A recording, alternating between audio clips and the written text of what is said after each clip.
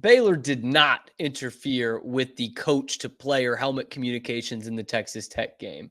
Next question.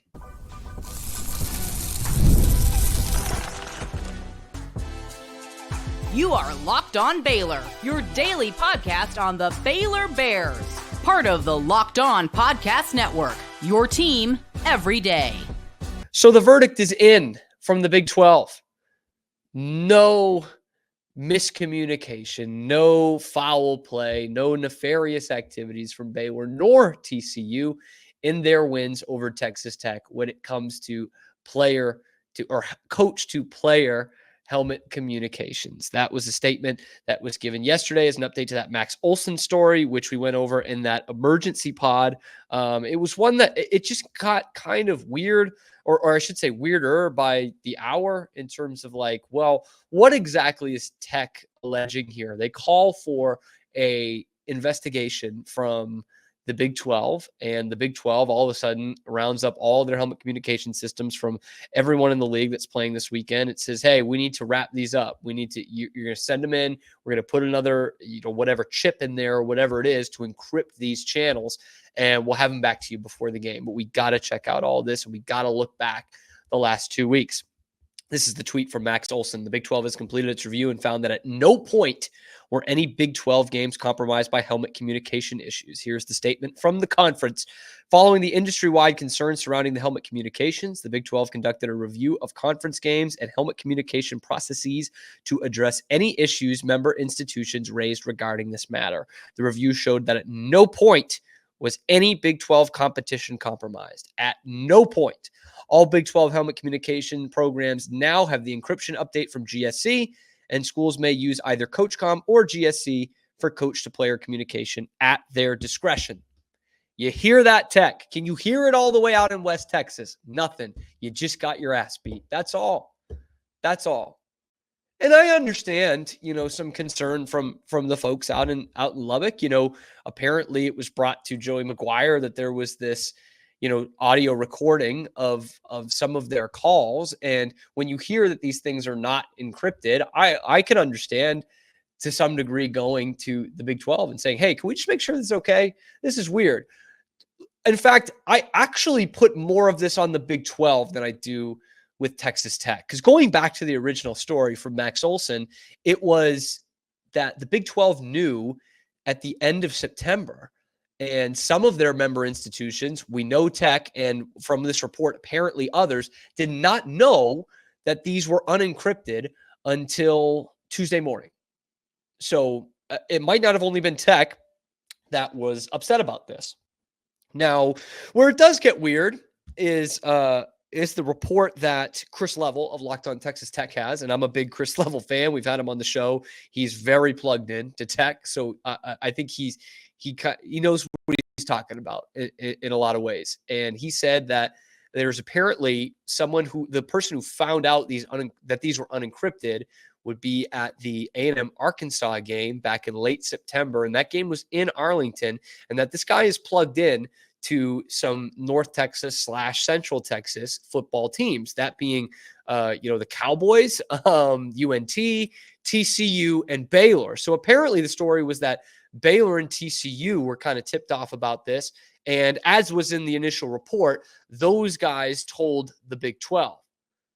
And then from the initial report from Max Olson, that the Big 12 put out this memo and that it apparently just did not get to all the coaches or equipment managers who it needed to get to. So there's something weird about the Big 12 aspect of this, but from all the reports we have heard, it's not that Baylor and TCU were keeping this information private. And it seems like from Max Olson's reporting, there's evidence to prove that they brought this to the Big 12's attention over a month ago. So I can understand being kind of, wary about, hey, this is what we heard. Has this really been going on? But to me, this seems like more of a Big 12 issue rather than any Baylor or TCU issue. And as it's come out, there was no Baylor or TCU issue because there was nothing compromised under the Big 12's investigation. But you also need to take into account that's the Big 12 making that investigation. So there's that, and they've obviously worked with GSC, whatever this company is.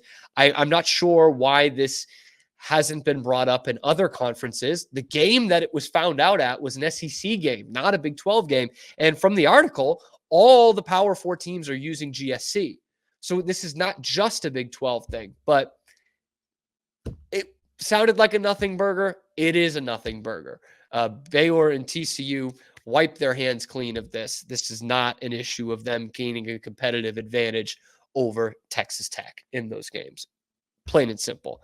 And I've been fascinated by this over the last, 48 hours or so.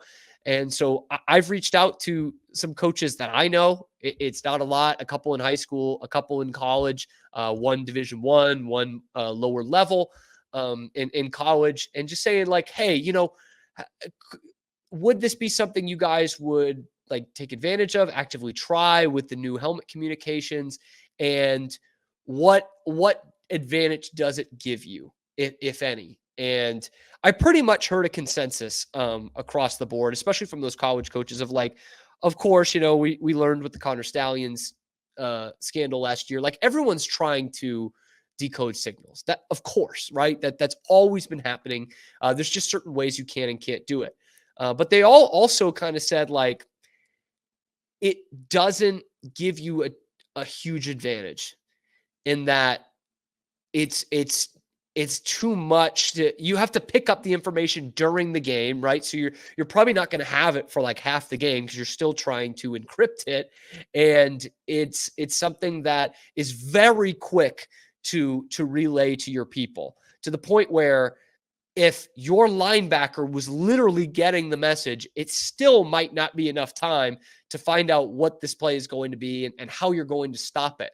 So what I gathered from that, this again, being from coaches at the high school and college level, is that it doesn't give you much of an advantage, even if you are getting that. And again, this report was not saying that, hey, we have evidence that Baylor and TCU had this audio recording.